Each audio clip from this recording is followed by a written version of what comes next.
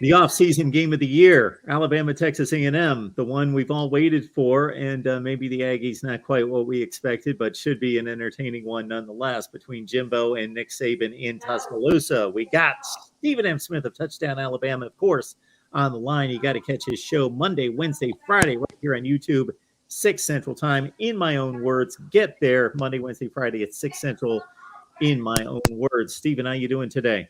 Doing fantastic, Mark. Like you mentioned, this is the game that everybody's got circled on the calendar. It's Bama, it's A&M, it's Nick Saban, it's Jimbo Fish. You don't need any more than that, especially you go back to the recruiting dust-up situation there in the spring. That caused a lot of conversation there. And, of course, last year, A&M got the 41-38 win over Alabama at College Station, at Kyle Field. So there's so much juice, there's so much anticipation for this game, about this game, around this game.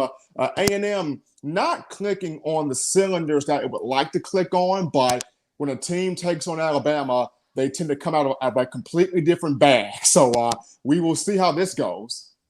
I don't know, Stephen, if anyone's going to dare ask the question to either Jimbo or Nick Saban concerning the flare-up in the offseason, because both have stated months ago, around the time of the SEC coaches session there in Destin, Florida, hey, it's over. We're done. It's been put to the side. It's been put to rest. I don't know if anyone's going to dare ask them this week at their news conferences about the other.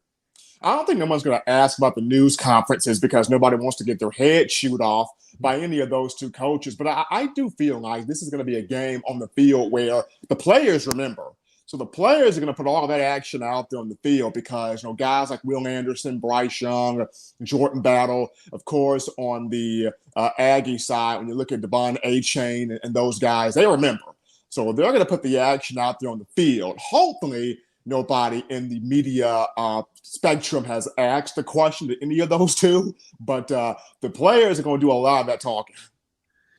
Stephen, when you check out the work of Jalen Milroe, of course, the highlight play, the splash play was the 77-yard touchdown run. Once he got into the secondary, Arkansas secondary could not catch him. That was impressive. But 4 of 9 passing the football. Just give us a profile on Jalen Milroe and what he brings to the table.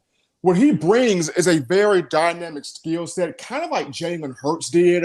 I think Milroe a bit stronger than Hurts, probably a bit faster than Hurts also. From the passing perspective, Milroe has the potential to be a really good passer, just needs to tweak some things. He had some throws out there, some a little too high, some a little too low. He did have a comeback route, which was just right. So there are some things to his game that built promise. The athletic ability, the strength, the speed, he can go. I did not think he had wheels like that. And then you watch the 77-yard run, it immediately puts, okay, this guy's got burners, never mind. But you look at just the passing ability, he's got some potential there, just needs to continue to tweak some things, work with it. And I think he doesn't have to be, Mark, the elite passer. Just be adequate enough, because with that type of athleticism, teams have got to account for that. With him in this offense, it's a completely different offense because with Bryce, he's more so pass heavy. He doesn't really want to run, though he will take off and do so. Jalen Milroe loves to run. He will take off in a minute, and he will get up and down the field. And we saw that quite a bit there against Arkansas. So if he can tweak the passing just a bit and be good enough to make opposition respect that, he could be very dynamic. So you're making the comparison between Milroe and Hurts, being possibly Jalen Milroe stronger at this point in his career than Jalen Hurts. And as soon as you said that, I'm thinking of the video that I saw during one of the NFL games a few weeks ago where they're showing Jalen Hurts squatting like 1,000,000 pounds now.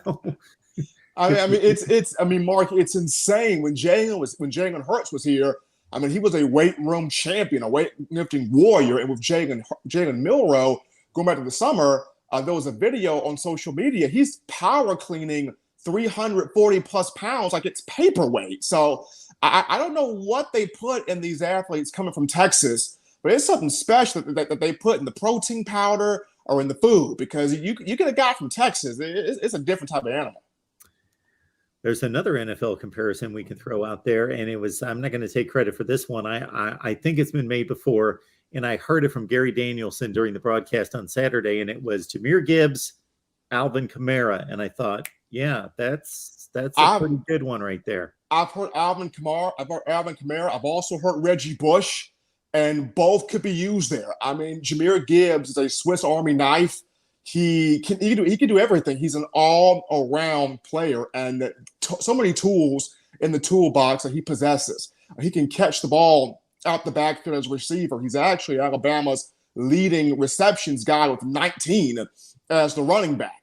And then he showed you against Arkansas, I can fly out the backfield. 206 yards rushing on 18 carries, had two 70-plus yard touchdown runs. He averaged 11.4 yards per carry. I mean, the guy's a speeding bullet. And the way that Pete Carroll said to Reggie Bush, you don't tell a speeding bullet to slow down. You don't tell Jahmyr Gibbs to slow down. I mean, that guy can flat fly. And then you also look at the speed of the vision, the cutback ability, the contact balance, hard to bring down with one guy. And then the pass blocking ability. I didn't think Jahmyr Gibbs would be able to stand in there and chip a linebacker, chip a defensive lineman, chip on a guy and give Bryce Young those extra seconds to deliver the football. But he has grown in that element of his game as well. It's just an all-around tremendous player. And against Arkansas, definitely beefed up that draft stock a bit more. We've pressed you on the wide receiver core in recent weeks. That's been a source of contention since the Texas game, and even going back to last year's national championship game. We saw Isaiah Bond get loose downfield, haul in a pass that he laid out for. What's your assessment of this group as they continue to progress? And of course, they faced one of the best teams in the SEC this past weekend. They got to find a number one guy, Mark. And that's the concern where the fans are looking at it. Alabama does not have a number one receiver that Bryce Young feels comfortable with, that Young feels confident in. He can say, I can get the ball to this guy, and I know this guy's going to make a play every single time. He doesn't have that yet. There were moments against Arkansas, Mark. Bryce Young was visibly frustrated because there were several dropped balls, whether they were drop passes from Ja'Cory Brooks, drop passes from Trayshawn Holden. Jermaine Burton had a drop. Cameron Latu, though they're not targeting him at tight end like they need to be, he had a drop in the game, just several drops. And Bryce is visibly like, guys, come on. I'm putting the ball right there. You got to help me out here. And that's where you saw the likes of Kobe Prentice, the freshman, caught 3 passes for 92 yards, showing that, he's wanting to step up. Isaiah Bond got behind the defense for a 53-yard bomb, had 2 catches for 76 yards. Another freshman trying to show Bryce Young, you can depend on me. So Alabama, they've been spoiled with, number one primary guys, whether it was Julio Jones, Amari Cooper, Calvin Ridley, Jerry Jeudy, you can go down the list, to recently Jamison Williams. They've been spoiled with guys that, hey, I'm the number one. You put the ball anywhere on me. You can trust me. I got you. I'm going to make a play. They do not have that right now. And though it's a good thing for defense, it's a good thing for Alabama because opposing teams cannot scheme out, which one's going to be the guy. So that's a good thing because anybody can go off at any moment. But it's a bad thing because Bryce doesn't know who is the guy who's the well that I can go to. So in this SEC gauntlet, they're going to have to grow up quick. Absolutely. Folks, you can talk college football with us 24/7, 365. There you see it on the banner right there. Go to Patreon, search Mark Rogers TV, get on the Discord. I send you the link, and you're all set to talk college football with over 100 people each and every day, all the time, constantly. And get to Steven's show, In My Own Words. It's right there on the banner. In My Own Words, Monday, Wednesday, and Friday, 6 Central, right here on YouTube. I can't remember a game, and you would be the encyclopedia to correct me on this. Bama jumps out 28-0. Now, obviously, Arkansas didn't complete the deal, but they get within 28-23, and it's nervous time. They're early in the fourth quarter. Do you remember a time in which Stephen, Alabama gave up a 28-0 lead? Something to that degree. Something to that degree. Man, I would have to go back. It would have to go back to maybe the 2017 year. It was probably either 2017 or 2019. It was one of those two where they gave up a lead like that. But it's very few and far in between. But what was crazy, Mark, about that game was you're up 28-0, and the minute Bryce Young gets hurt, this is where it starts to spiral a bit out of control here, because when you lose your leader, you lose your captain, you lose your quarterback, you lose the Heisman Trophy winner. So quite naturally, you can see the panic on the faces of the fans. You can see the panic in terms of the players, and they were kind of scattered there. And, you give Sam Pittman a lot of credit. He took advantage of that. I mean, Arkansas had a touchdown before the half, and in the second half, they ripped off, 16 more points, which gives you the 23 unanswered. Arkansas gets an onside kick. Alabama was not prepared for that. They recover that. And then there was the special teams blunder for Alabama. The long snapper, Nealon Hibbett. Some miscommunication there with him and James Burnap. And the snap goes to the whole opposite side of Burnap. And poor guy has to just fall on the ball to prevent any other craziness from happening. But even with all of that, Jalen Milroe, the score is 28-23. You needed a play, and he gets the play that only he can make, which is that 77-yard run. And Jace McClellan finishes that with a touchdown to push Alabama's lead back out 35-23.